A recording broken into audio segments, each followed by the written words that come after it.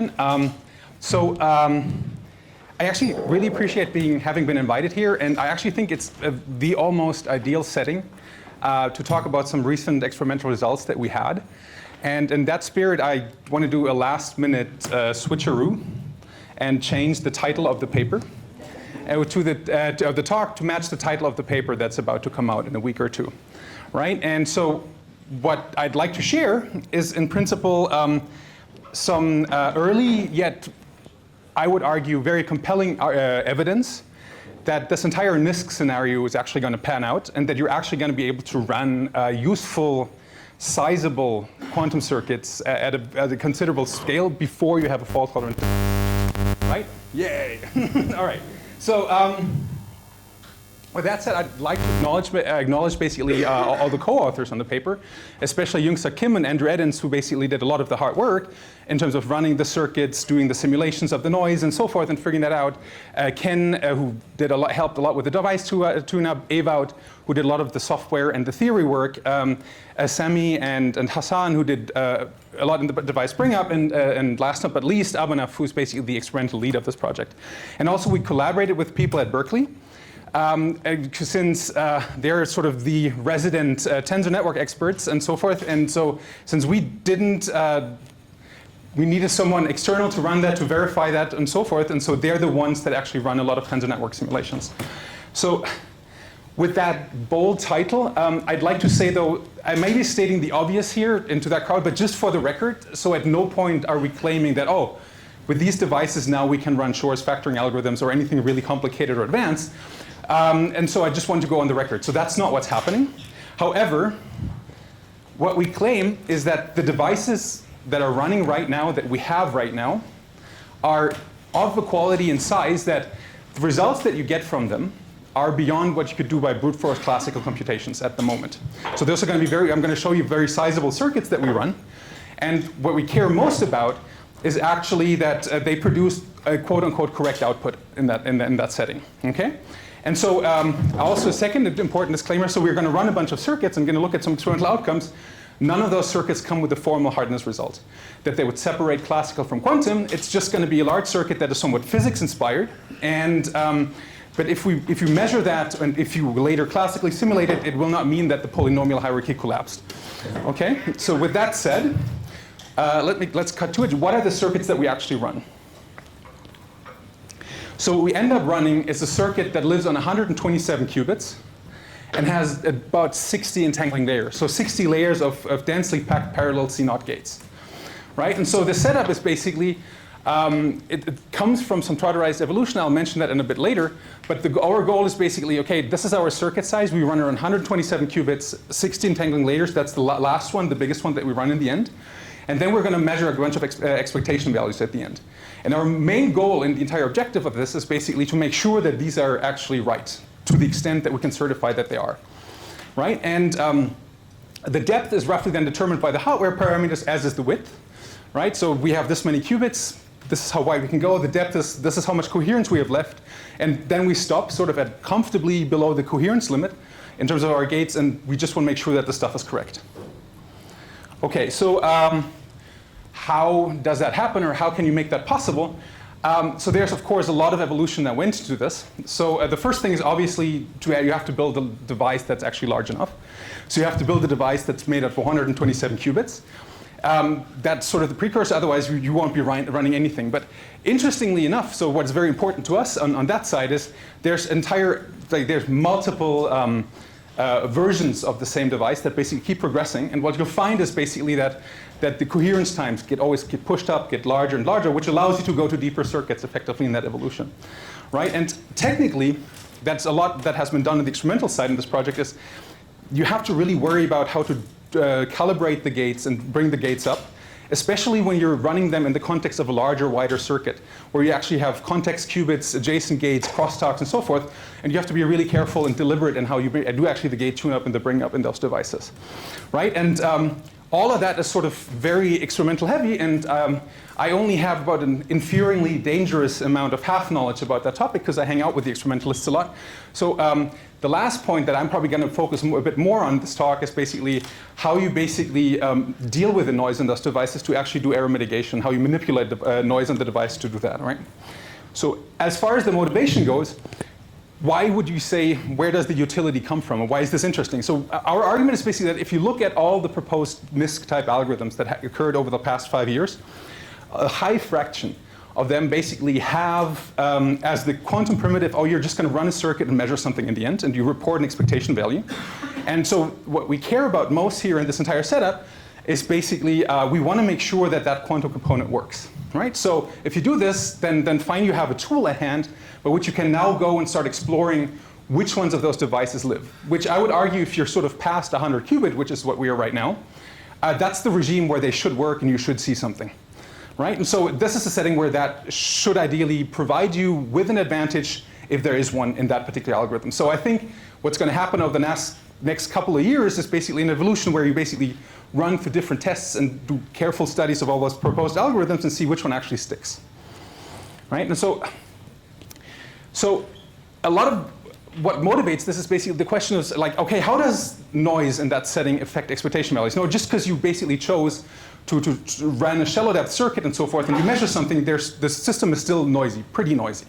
Right? And so what motivated us initially was one experiment we did on the variational quantum eigensolver that was proposed by McLean and Peruzzo a couple of years earlier. And we wanted to see how that works on a 4-qubit device, and it looks pretty horrible at that scale. Right? So that was a circuit that has 4 qubits, depth 2, and we're pretty off. Right? But the good thing is we kind of knew of why we were off, because you can do classical simulations of the noise and everything you think goes wrong, and then you actually really recover that curve. So what happens is basically that your noise basically introduces a bias in the observable, and our entire task is basically, okay, let's try to remove that bias in the observable. We accept that the state is bad, fine, we don't care. Just the expectation value at the end that you want to produce should be correct to some extent. And so where does that come from? So that entire narrative, oh, we just only go to 60% of our coherence time, we stop there, and then everything is hunky-dory and fine, is clearly not what actually is happening. So your stuff gets bad right from the beginning.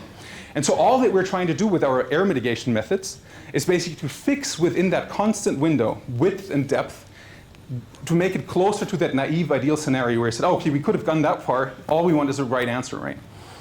And so that motivated us to basically look into two different error mitigation methods. So the one that Balint introduced earlier this morning, both actually, is zero noise extrapolation and probabilistic error cancellation. I'll talk a bit about more zero noise extrapolation because that's going to be the largest chunk of that experiment. But sort of in the probabilistic error cancellation setting, what you're given is you're given a noisy circuit, and what you can do is you can randomly resample different noisy gate operations, so that with a little sign problem that you pay there, that you actually get an estimator for the correct unbiased observable at the expense of having an exponentially larger sampling overhead in the setup. Right? So what do we do here? Let's have a one-slide brief review of the zero noise extrapolation thing. So we're assuming that we're treating the expectation value that you want to measure at the end of your computation as sort of a function of the noise. Right? And the setting is sort of there's some small parameter lambda that we say we don't know, or we will know later. Let's talk about that in a bit. But say at the case where lambda is 0, you have your ideal pristine evolution. If you have larger lambda of your evolution, then of course you get noise and you get different evolution, right? And so what we would like to have is basically some kind of a knob that allows us to turn that noise strength up, right? To make it worse in one principle, right? And so if you have now the same expectation value evaluated at different noise strengths, then you can do extrapolation tricks, right? And so there's two primary ones that have been going around. So initially we proposed one that sort of looks at Richardson extrapolation, which is an polynomial extrapolation method, which gives you actually nice error guarantees in the end of some polynomial bounds and how they deviate. And that's neat. But then later also, Endo and Benjamin, they basically proposed an exponential fitting extrapolation method, which unfortunately doesn't really have very rigorous theory bounds. But we see actually in these experiments, they work surprisingly well, right? And so we use those. So what we need now in this entire setup, if you want to use these methods, is some way of how to dial up and tune the noise, right? Okay, so that's probably what I'll talk about for a sizable chunk before I actually show you the actual experiment that we've done. And so we're assuming in the following setup, okay, there's a bunch of single qubit gates. They sort of all experience the same error, or at least they experience errors that no errors, or at least errors that are the same across, independently of which kind of single qubit gate you run. Depending on how you actually implement that single qubit gate, you could squint and almost believe it, because we actually always do only one particular kind of physical gate operation, then do adjustings through phases in the device. So the way it's decomposed, you could convince yourself that that may or may not be true, but let's go with this for now. Right? And so then you put basically all the noise in those painful, large, entangling gate layers that you have. And what we need is what we'll need to do is, in order to manipulate the noise and basically amplify the noise, reduce the noise, and all those things, we need to basically make things neater and a bit more tractable. And so what we do is basically a very common and old trick, which is Pauli twirling, right? So what you do is, since we only care about expectation values, we only care about the average behavior of the channel, of the noise. So what we do is we find matching Pauli pairs, average over them, so that the mean acts as if everything that had acted on this thing is actually just a Pauli channel. Okay, so that allows you to have a very simple circuit decomposition with the noise, which basically says, okay, there's a bunch of ideal singles, there's a bunch of ideal multi-qubit gate layers that are preceded by Pauli noise. Okay? So Pauli noise and all generated. The only promise that we need at this point is basically, oh, this is all Markovian, which you can debate. It may or may not be, because you have TLSs, you have leakage, you have other errors. But that's on the experimentalists to make sure that that actually kind of gets there. Right? Okay. So with that said, you have now a model that sort of, in all generality, is determined by 4 to the n real numbers. Right? And now we actually would like to learn that model in an efficient way and manipulate that model and so forth. And that's what we effectively do. And I'll mention how we go about this. So let's talk about the manipulating part first. So suppose you would know this model. Then what we would like to do is basically we'd like to apply powers of that model, noise model, before the gate. Right? So one thing we'd like to do is basically, okay, we'd like to amplify the noise, which means raising it to a power, the original noise plus alpha, so you can basically make it larger that way. But also, I'll mention, it's kind of interesting, if you make that alpha negative and basically set alpha to -1, you actually have an inverse map, which is not a physical channel, strictly speaking, but it's a linear map that you can use to basically cancel the first noise layer, and then you have a completely noise-free thing, and that's technically just PEC. Right? So you have this guy that you can resample, you can cancel the first noise layer, and then you have an estimator, but you will have to pay a price that I'll talk about in a bit for doing that. Okay, so you know that it always has a neat form. It sort of almost looks like a Pauli channel, even if you take the powers of it, because that's how you get it, because you get those coefficients as the Fourier transform from your original fidelities or eigenvalues. And okay, so that is, of course, not practical to have those 4 to the n coefficients sitting there. So you have to make some assumption or some approximation. And so what we choose is basically we choose a almost shockingly simple and naive model, which is basically that, we just say it's a channel that has to be Pauli, so it should be parametrized. It's just a parametrization by some Lindbladian model that has Pauli terms. Then at least we know for sure the resulting channel is some Pauli channel, and the only thing we have to ensure is that those coefficients are positive, and that's it. So in principle, you could pack in 4 to the n different Paulis, and you're left again with 4 to the n numbers. But then the trick is basically, well, noise isn't just arbitrary. It should come from somewhere, although in that model we don't really know what the precise origin of a particular noise is. But you assume it has some locality to it. Right? And so the locality occurs sort of in the generator of the noise model, where you can look at only single qubit errors, 2 qubit errors that are generated, and so forth, 4 qubit or k qubit errors. But you know for sure that you only have to learn order n to the k many coefficients in that model effectively. Right? And so, which is what we do. Right. There's a nice feature that automatically comes with that simple noise model, which is basically, if you look at every individual summand of the Lindbladian, by compositional product, they commute. Right? Which means that, okay, your exponential is just essentially compositional product over different very trivial single Pauli multiple qubit noise channels. So these can have, right, as I said earlier, higher weight, 2 or 3 weight. If it's not correct, just add more weight. Right? Okay. So with that said, so how do you learn this thing actually? So what you do is basically, you look at the fidelities, and they have a very simple form. You just look at the eigenvalues of the Lombardi, you raise it to that power, and you basically realize that, oh, every eigenvalue of the Pauli is just the exponential of the linear combination of those lambda coefficients. And so if you have like sufficiently many different Pauli fidelities or eigenvalues that basically match the number of different coefficients that you have, you can actually set this up if you take the log of the ones that you would have.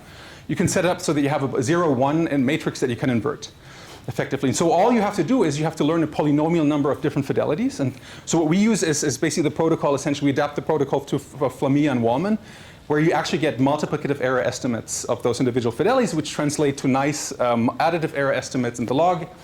And the spam coefficients essentially drop out. So that's what we do. But I mean, there's of course some technical challenge if you do that in the context of a gate.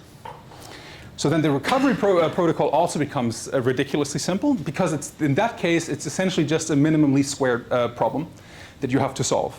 Right? So the only constraint that you have is basically that the coefficients have to be non-negative to give rise to a valid channel.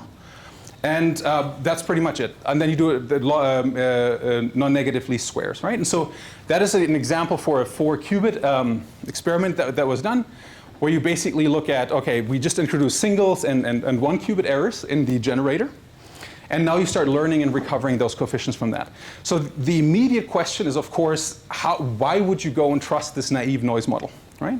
We know it's Pauli, fine, but why would you trust this approximation? And so we do quite a lot actually, consistency checks and whether that makes sense and so forth. So a simple early one that I can share is this one, where you look, okay, so fine, we know how to measure Paulis for 4 qubits. So let's do that, measure the Paulis, learn the noise model, and see how well the noise model predicts the eigenvalues of the Pauli operator. And so the blue ones are the measured ones, the green ones are essentially ones that we use to predict, and within statistical uncertainty, they line up pretty nicely. Right? Okay, so now, the neat thing is how do you actually now go and apply powers of that model? So either positive or negative ones. And the fact is, since this is a product form, you just do it locally. You invert the thing locally, you scale it locally, and so forth. And so as long as you increase the noise, there's actually no sampling overhead in generating more noise. You get that for free. If you reduce the noise, basically by setting this alpha negative, yeah, then you incur this exponential sampling overhead in the price that you have to pay for actually applying that map. Right? So how do you apply this map? It's actually pretty easy, because you have a polynomial number of factors. Right? And so what you do is basically you can run through now and toss the k number of coins. Basically decide on whether you want the identity or that Pauli hit. And what you do is you do this first time, you record on whether you have a sign or not sign, in the case if you want to do PEC. Sum that, multiply them all out, get the final Pauli by multiplication, insert it, and that's basically the particular random circuit instance that you run. So another sanity check. So as we said, well, if you put alpha to -1, you recover PEC. And when you do PEC, you should be able to completely remove the full noise of the device if the noise model is correct. And so what we did is another trotterized Ising model evolution. That's kind of an easy one, so on 10 qubits. And we looked at a very, very noise-sensitive function, which is like the parity of all 10 qubits, or sort of the total Pauli Z string. And what we're plotting here is basically the evolution in time after, say, 7 trotter steps on 10 qubits, how that high-weight observable basically evolves. And you see it after a lot of cleanup. So we do Pauli twirls, readout error mitigation, all that stuff, dynamical decoupling, tune-ups, nice. You basically see that stuff still dies out exponentially. However, if you go and basically do this alpha to the -1 recovery, you actually recover the exact signal from samples. Same game, much simpler circuit. That's a depth 2 circuit only on 50 qubits, where we actually essentially go now and actually want to measure parity on 50 qubits. So all the 50 qubits is a long Pauli Z string that's super noise sensitive, even after depth 2, as you can see at the end. But you basically go and across that large device recover. Okay? So that is some reasonable confidence. You can play other games, probably not going to talk about right now for the sake of time, but fine. So let me now go to the actual experiment that we run. Right, so what is it that we do to generate this larger circuit, and what is it that we look at? We do a very, very, very poorly trotterized time evolution of the Ising, transfer seed Ising model. And what we do is we always choose the most boneheaded naive initial state, all zeros, and then you start evolving. And say for now, we just keep some circuit depth fixed. So we'll look at 2 cases, 15 and later 60 qubits. And then what we do is to generate nice plots, we basically vary the transversal X field and basically look at how that evolves. Okay? So the 127 chip qubit device basically is a trivalent graph. And so that means you have to at least have 3 different layers that you learn. Right? And that's the case. So if you look at these, so it's a trivalent graph, you have to at least 3 layers to cover the full thing. And those are then the different ZZ layers that we actually learn and apply. And what we do is we set up a noise model where basically every single qubit has 3 Paulis. Every edge has roughly 9 Paulis. So all the way 2 Paulis that are sitting there. Hope people can see that. And it's kind of interesting. So that one is actually kind of bad.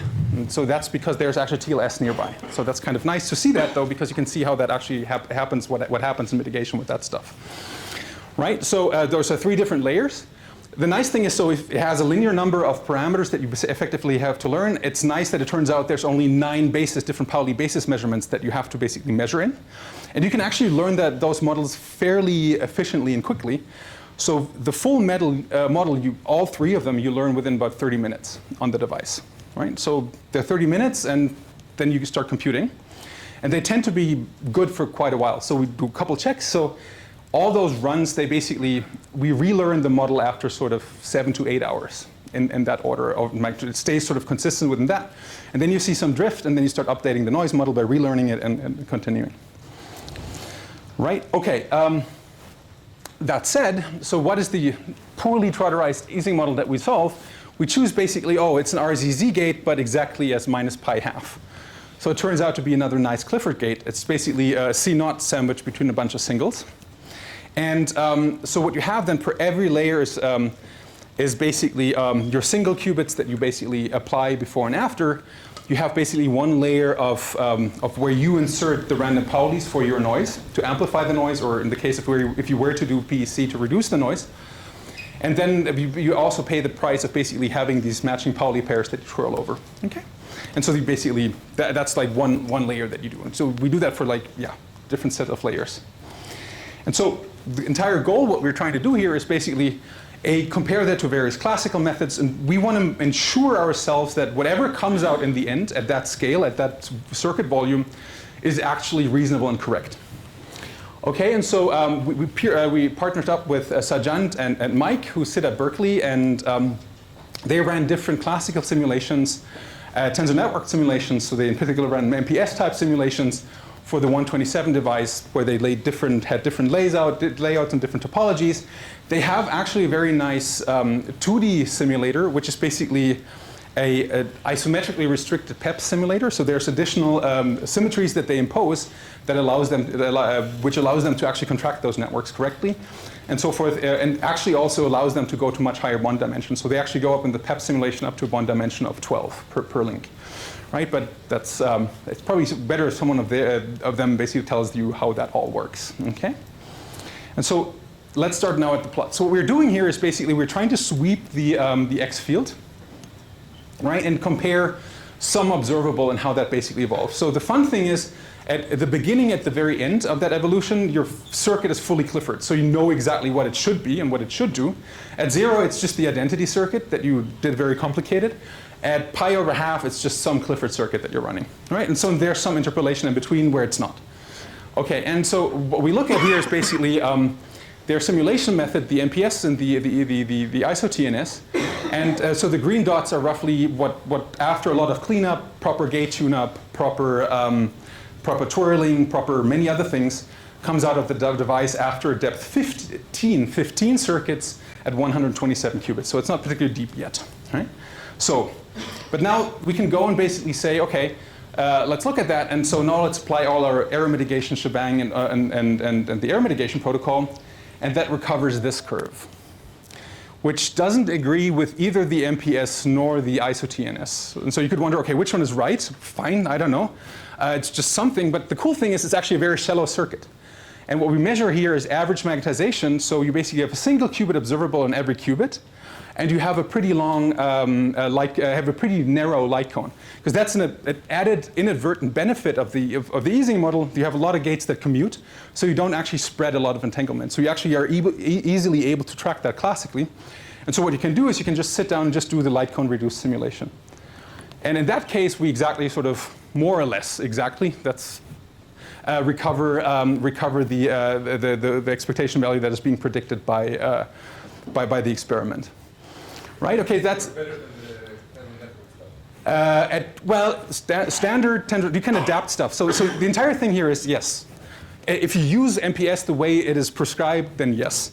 Right? So, but we can also basically argue about the fact that this is just a single qubit observable, right, that you average. And so they're kind of kind and benign and so forth, both for tensor networks and for us.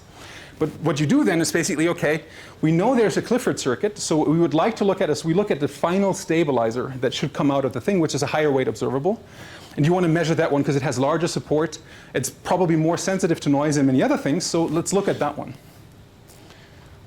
And before we do that, I forgot something. I remember that TNS that I mentioned. I know it's a bit small, I'm sorry.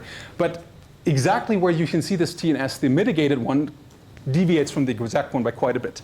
That's exactly where it hurts and certain things, right? So that is definitely a problem that has to be addressed in the future, but I don't know, that dot on that link, right? And so, but the average then still looks reasonable within that window. Okay, fine. With that said, let me go to the higher weight stabilizers. And so what we look at is that's a weight 3, 5, 11, I think. Yeah, that's a weight 11 stabilizer that's basically sitting at the corner of the lattice. And here again, because it neatly sits at the corner of the lattice, it's a particular stabilizer, what you get is, okay, it's effectively only 37 qubit that are taking part in that light cone, so you can exactly simulate it. And you basically see also the comparisons. You see that, oh yeah, it goes up to 1 where it should be because it's a stabilizer of the Clifford circuit, and you basically sit at 0 where it wasn't, and so forth. So that looks very, very reasonable. On the other hand, you see, yeah, the tensor network methods, they're sort of really struggling. A small sanity check in between. How much do we trust the noise model again? So what you could do at that point is basically say, you know it's a Clifford circuit.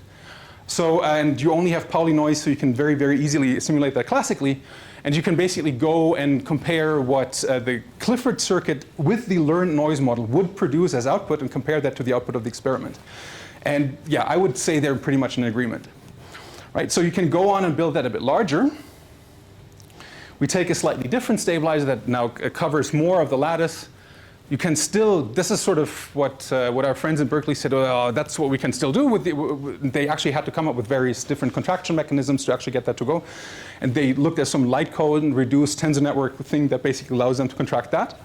And so the PEPS version of the TNS that basically taps out, so we don't even show that, but also the MPS is basically predicting the wrong outcome. So and then you can go to an even larger stabilizers where they didn't know any longer of how to do that in the more efficient way, in a way that was sort of reasonable, responsible for us to ask of them. And now you start comparing, okay, that's an MPS, and the MPS that they basically ran is basically a light cone adapted version with effectively bond dimension of 3000 that they were able to run. They were only able to go sort of that high in bond dimension because they looked at a light cone adapted circuit that they ran. Right? And lastly, we basically go and say, well, that's roughly a 60 depth 60 circuit with 127 qubits, and we just measure a single Z just to have that sitting there. And that is basically an observable that now covers the full device in light cone by actually quite a bit. And right, so at this point, we don't know which one is the right one, although at that point, we don't trust the tensor network simulations anymore. Right? So, and are more inclined to basically looking at this as it looks rather consistent with what we've seen before is that would lead us to believe that this is actually the right outcome, what the experiment predicts. Okay, so maybe last brief comment. So if you look at the run times and how long does all of this take, it's a bit of a weird comparison because they don't all agree on the outcome, so you can't really compare how long it took them to do this, but just as a rough ballpark, basically, the MPS simulation, in the end, it took him like 30 minutes to run, 30 hours, sorry, for a single point. Us, in genuine wall clock time, is about 9 hours to do this. Whereas the physics dictated limit, basically, if you look at what the coherence time, circuit time, sampling time is and everything, should actually sit by 5 minutes. The rest of 9 hours, that's just classical, right? That's the overhead over this, right? And that's that. But that places in the situation. So we're hoping is basically, so these are very structured circuits. So maybe And in the future, you can go and actually try to see whether this is actually the right curve, because there's different tricks you can probably play to actually figure out whether this is the correct curve or not the correct curve, right? That said, what we're essentially envisioning is basically that there's now going to be a phase in where basically, okay, there's now more better classical ideas that basically do a progression on this, compared to how the quantum advances. And what you can see is basically what you've seen over the last year. You have this increase in basic coherence times and gate fidelities, but they're so individual components that have actually much, much higher coherence times and much, much better gate fidelities. So there's single junction chips, qubits, that actually sit well comfortably in the millisecond regime in terms of coherence times. And you have 2 qubit gates that sort of have an error rate that sits below 0.01, right? And so looking forward, that makes us very optimistic that yes, indeed, you'll be able to run more consistently larger circuit on those devices, right? Which leads me to almost the end, I think, in time as well.